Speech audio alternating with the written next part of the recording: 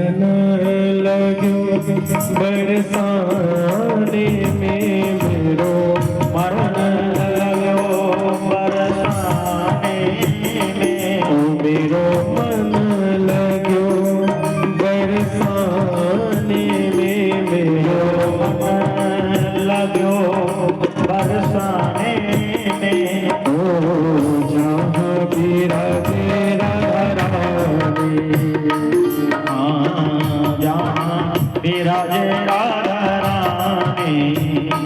দেখুন, অন্যান্য ভজন তো আপনারা শুনেছেন। অন্যান্য ভজন তো কবি লেখে, লেখক লেখে। সাধু যখন কোনো ভজন লেখে সেটার মধ্যে ভজনের সার রাস্তা দিয়ে দেয়। বাবাজি মহারাজ এই ভজনকে শুধু লেখেন নাই, এই ভজনকে অনুভব করার জন্য দিয়েছেন। বর্ষানা যখন যাবেন না, বর্ষানায় গিয়ে যদি রাধারানীকে দর্শন করতে চান, আচ্ছা পূজ্য বিনোদ বিহারী বাবাকে কজন দর্শন করেছেন আর তুলুন।